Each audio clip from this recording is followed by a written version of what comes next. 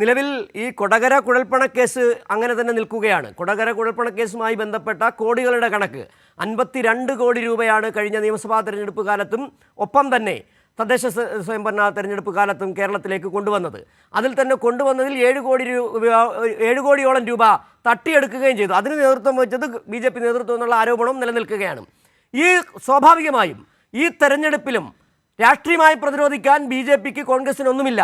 പണമൊഴുക്കി, വ്യാജമദ്യമൊഴുക്കി, കള്ളപ്പണം ഇറക്കി തെരഞ്ഞെടുപ്പ് അട്ടിമറിക്കാനാണ് ശ്രമം നടത്തുന്നത്. അതിൻ്റെ ഭാഗമായി തന്നെയാണ് ഈ പണമൊഴുക്കിനെ കാണേണ്ടതാണ്. അല്പം മുമ്പ് CPM സംസ്ഥാന കമ്മിറ്റി അംഗം അഡ്വക്കേറ്റ് KL കുമാർ നമ്മളോട് പ്രതികരിക്കുകയും ചെയ്തു. വലിയ തരത്തിലുള്ള പരിശോധന ഇപ്പോൾ അവിടെ ചേലക്കര മണ്ഡലത്തിൽ ഇതിൻ്റെ ഭാഗമായി നടക്കുന്നുണ്ടാകണം. സ്വാഭാവികമായി 25 ലക്ഷം രൂപ ഇന്ന് പിടികൂടിയ സ്ഥിതിക്ക് നാളെ തെരഞ്ഞെടുപ്പാണ്. കൂടുതൽ പണമൊഴുകാനുള്ള സാധ്യതയുണ്ട്, വ്യാജമദ്യത്തിനുള്ള സാധ്യതയുമുണ്ട്.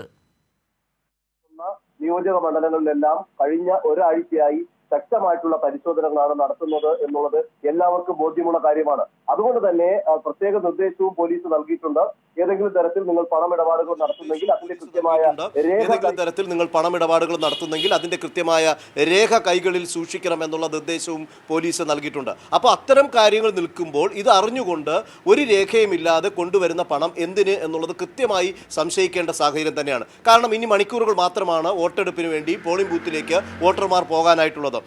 തീർച്ചയായും പണം കൊടുത്തുള്ള സ്വാധീനം നടക്കുന്നത് ഇന്ന് രാത്രിയാണ്. തെരഞ്ഞെടുപ്പ് അട്ടിമറിക്കുന്നതിന് വേണ്ടി ശ്രമിക്കുന്നുവെങ്കിൽ ഇന്ന് രാത്രി ആയിരിക്കണം അത്തരത്തിലുള്ള കാര്യം ശ്രമിക്കേണ്ടത്. പാലക്കാട് ഇത്തരത്തിൽ കള്ളപ്പണവുമായി ബന്ധപ്പെട്ട കാര്യങ്ങളിൽ അന്വേഷണം നടക്കുന്ന ഒരു സാഹചര്യം ഒരു ഭാഗത്ത് നിൽക്കുന്നുണ്ട്. അതുപോലെ തന്നെ തൃശ്ശൂരിൽ ഈ കുഴൽപ്പണവുമായി ബന്ധപ്പെട്ട കാര്യങ്ങളിൽ ഇതുവരെയും അന്വേഷണം നടത്താൻ തയ്യാറാകാതെ ED ഇടപെടാതെ നിൽക്കുന്ന സാഹചര്യം മറ്റൊരു ഭാഗത്ത് നിൽക്കുമ്പോഴാണ് ഒരു രേഖയുമില്ലാതെ 2 യുവാക്കൾ KL 51P 4500 എന്ന് പറയുന്ന വാഹനത്തിൽ അവിടെ നിന്ന് കിയ വാഹനത്തിൽ കൊണ്ടുവരുന്ന പണം എന്ന് പറയുന്നത് ഒറ്റപ്പാലം രജിസ്ട്രേഷനിലുള്ള വാഹനമാണിത്. അപ്പോൾ ഈ ഒറ്റപ്പാലം രജിസ്ട്രേഷനിലുള്ള വാഹനത്തിൽ നിന്ന് ഇന്ന് പുലർച്ചെ തന്നെ ഈ 2 യുവാക്കൾ എന്തിനീ പണം കൊണ്ടുവന്നു?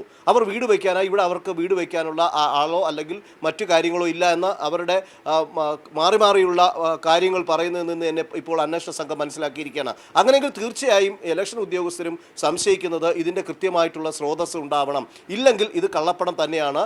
ഇലക്ഷന് വേണ്ടി ഏതോ മണ്ഡലത്തിൽ കൊണ്ടുവന്ന് ഈ മണ്ഡലത്തിൽ കൊണ്ടുവന്ന് വിതരണം ചെയ്യുന്നതിന് വേണ്ടി കൊണ്ടുവന്ന പണം തന്നെയാണ് എന്നുള്ള ഒരു നിഗമനത്തിലാണ് ഇപ്പോൾ ഉദ്യോഗസ്ഥർ നിൽക്കുന്നത്. നിങ്ങളുടെ കയ്യിൽ രേഖയുണ്ടെങ്കിൽ നിങ്ങൾ ബാങ്കിൽ നിന്ന് പിൻവലിച്ചതാണോ, അല്ലെങ്കിൽ നിങ്ങൾക്ക് എവിടെ നിന്നാണ് കൊണ്ടുവന്നത്, അല്ലെങ്കിൽ കടം വാങ്ങിയതാണെങ്കിൽ വാങ്ങിയത് അത് എന്തിനു വേണ്ടി, എവിടെ കൊണ്ടുപോകാൻ, ആർക്ക് വേണ്ടി, ഇത്തരം കാര്യങ്ങൾ കൃത്യമായ മറുപടി ലഭിച്ചാൽ മാത്രമേ ഇതിനകത്ത് നിന്ന് ഈ കൊണ്ടുവന്ന യുവാക്കൾക്ക് ഇതിനകത്ത് നിന്ന് ഈ പണവുമായിട്ട് പോകാൻ സാധിക്കുകയുള്ളൂ. അല്ലെങ്കിൽ കൃത്യമായി ഇതിനകത്ത് അന്വേഷണം ഉണ്ടാകും. ഈ 2 യുവാക്കൾക്കെതിരെ ശക്തമായ നടപടിയിലേക്ക് പോകേണ്ടതുണ്ട്. ഇനി ഏതെങ്കിലും തരത്തിൽ മണ്ഡലത്തിനകത്തേക്ക് പണം കൊണ്ടുവന്നിട്ടുണ്ടോ എന്നുള്ള സംബന്ധിച്ച് സുനിലാണ് തൃശ്ശൂരിൽ നിന്ന് വിവരങ്ങൾ നൽകിയത്. ചേലക്കര മണ്ഡലത്തിലെ ചെറുതുരുത്തിയിൽ 25 ലക്ഷം രൂപ ഇലക്ഷൻ സ്ക്വാഡ് പിടികൂടി. രേഖകളില്ലാതെ കൊണ്ടുവന്ന പണമാണ് ആരോപണം. കോൺഗ്രസും BJPയും മണ്ഡലങ്ങളിൽ 3 മണ്ഡലങ്ങളിലും വലിയ തരത്തിൽ പണമൊഴുക്ക് നടത്തുന്ന ആരോപണം നിലനിൽക്കുകയാണ്. ഇപ്പോൾ ചേലക്കരയിലെ ചെറുതുരുത്തിയിൽ നിന്നും 25 ലക്ഷം രൂപ പിടികൂടിയിരിക്കുന്നു. വിവരങ്ങളാണ് സുനിൽ അരുമാനൂർ നൽകിയത്.